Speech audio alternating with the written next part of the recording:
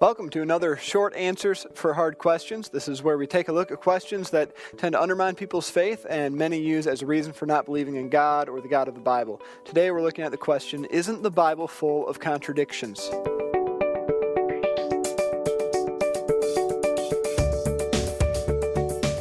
You've probably heard someone say that the Bible is full of contradictions, that there are hundreds and even thousands of contradictions in the Bible.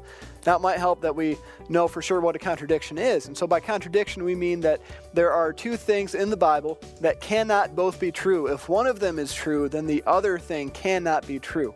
This is a different issue from variations, and that's a whole other topic, but just briefly, we do need to understand that we don't have the original documents, the letters, and the books that make up the Bible. We have very old copies of these documents, many of those, and we've been able to piece together what the original said by looking at all the copies together. Sometimes there are disagreements over what the original for sure said, but that's a different issue from whether or not in the original there is a legitimate contradiction. Now, this issue really raises two questions. The first question is, are there legitimate contradictions in the Bible, and if so, how many and where? And the other question is, if there are contradictions in the Bible, what does that mean? And I want to take a look at the second question first, because I really think it's quite a leap to say there's a contradiction in the Bible, therefore God must not exist. There are a lot of good reasons to believe in God based on sources outside of the Bible. If someone says they don't believe in the existence of God because the Bible has contradictions, they're either lying or they probably just haven't thought that through. Even if there are contradictions in the Bible, does that mean we throw out the Bible completely altogether? I think that's quite a leap to make too. We need to remember that the Bible is actually not one book, but 66 books all put together. And so an error in one of them would mean that one is not inspired by God, but the other 65 books could still be inspired by God. And even if one or two of the books of the Bible have errors in them, they could still be considered overall reliable historical documents. There are a lot of historical documents that we know outside of the Bible that have errors in them and that are still considered to be a reliable source of general historic information. So if we do find a legitimate contradiction in the Bible, it doesn't mean we automatically throw the whole Bible out. It does cast some doubt on the process of canonization, on how each book was recognized as inspired, and so it does cast some doubt on the rest of the Bible, but we shouldn't just automatically throw it all out. Not that I think any of this really matters, because I don't think there are any legitimate contradictions in the Bible. So that takes care of the second question. If there are contradictions in the Bible, what does that mean? So let's look at the first question. Are there contradictions in the Bible? If so, how many and where? Now, we can't address the supposed thousands of contradictions that are in the Bible by looking at them one by one in a video like this. So instead, I'm going to give you some principles for how to handle supposed contradictions and some examples of supposed contradictions that show you why these are not legitimate contradictions. First principle would be, if you stumble across a contradiction or someone comes at you with one, is look it up. Look at what that passage says and look around that passage. Look at the context of it. Most often, most contradictions are cleared up by the context of those passages. For instance, did Jesus feed 5,000 people with 5 loaves of bread and 2 fish? Or did he feed 4,000 people with 7 loaves of bread and a few fish? We find different accounts of Jesus feeding thousands of people in Matthew 14 and 15, in Mark 6 and 8, in Luke 9, and in John 6. This is actually one of the best recorded events in Scripture, as it's in 4 different Gospels. And actually, Matthew 16, Jesus himself makes it clear that there were 2 different occasions, one where he fed 5,000 people and one where he fed 4,000 people with different amounts of bread and fish. What's actually really amazing is how much these accounts agree with each other, especially with the feeding of the 5,000 in Matthew, Mark, Luke, and John. Each of them record this one particular miracle, and they agree on that there were 5,000 people, that there were 5 loaves of bread, that there were 2 fish, and that there were 12 baskets full of leftovers picked up afterward.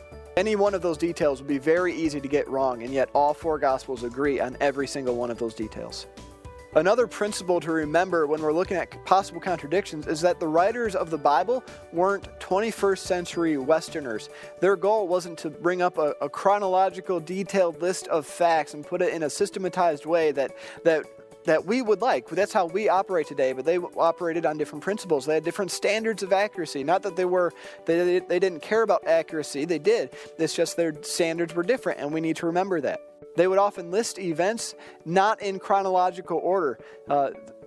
event B did not happen right after event A. There may have been events C, D, and E between them, but they put B and A right next to each other to make a point, usually a contrast or a similarity, or because event B, it helps explain event A really well. A good example of this we find in Matthew 4 and in Luke 4 is Jesus' temptation in the wilderness. Matthew and Luke list the order of the temptations differently. They're not in the same chronological order.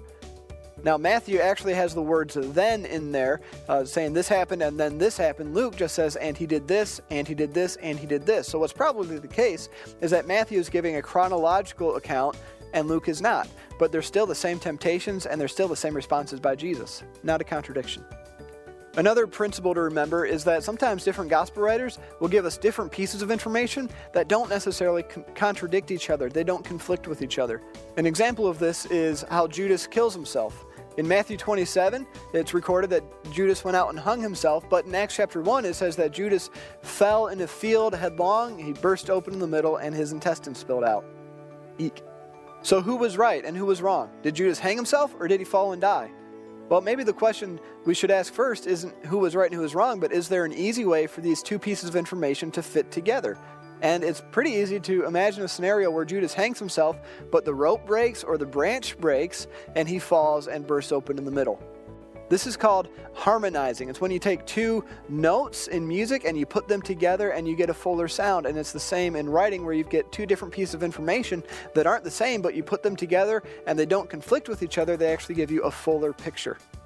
Sometimes the gospel writers seem to disagree over the numbers of the people involved. For instance, when Jesus heals a blind man coming out of Jericho, we find this in Mark chapter 10, Matthew chapter 20, and Luke chapter 18. Matthew says that there were 2 men that were healed. Luke just says a man, and Mark calls him Bartimaeus. So who's right and who's wrong? Was it 2 men or was it 1 man? Actually, I don't see any reason why anyone has to be wrong. A simple harmony of this is that there were 2 men that were healed who were both blind. One of them was named Bartimaeus, and he was probably the one that was more outspoken of the 2. When Luke says a man was healed, it doesn't rule out the possibility that there was more than a man that was healed, that there could have been 2 men. He just happens to list a man. Luke tends to, in his writing, he seems to focus on individuals more than groups. However, accurate numbers were very important to Matthew, who was a tax collector before he started following Jesus. He handled numbers, and it was very important for him to handle those accurately. So it's not surprising then that we find him giving a more accurate account of the numbers. And Mark, for whatever reason, wants us to know that this man's name is Bartimaeus. Another important principle to remember in supposed contradictions is the differences between the Old and the New Testaments. You find an example of this in Jesus' Sermon on the Mount, Matthew 5, where he's quoting from Exodus 21. He says, "You've heard it said, an eye for an eye and a tooth for a tooth, but I tell you not to resist an evil person." Is Jesus teaching against the Old Testament? This is where context is very important. And in the larger context of the Old Testament, Exodus 21 is part of the law that God is giving to his people for how they are supposed to operate, not just on an individual level, but on a governmental level. And this principle of an eye for an eye and a tooth for a tooth was for their judicial system. The punishment was supposed to fit the crime. It's a good principle. It was never meant to be how I as an individual respond when someone hurts me. In the more immediate context, we see in Matthew 5, Jesus is talking about things that were added to the law. He says, "You've heard that it was said, but I say to you," and the things he's saying, "You've heard it was said," are things that teachers have been adding to the law. Jesus is addressing not the law itself, but this tradition that has been added to it. And one more note on the difference between the Old Testament and the New Testament is that Jesus fulfilled the Old Testament law. This is why we do not continue with the sacrifices and the food restrictions and such. And that's an important detail to remember. The book of Hebrews says that the law and the sacrifices and all of that was just a shadow, and it was pointing to Christ, who ultimately fulfills it. Almost all of the supposed contradictions in the Bible are easily explained by remembering these principles. Context. Look at the context, look at what's around those passages. Most contradictions will be cleared up right away by just a simple glance at the context.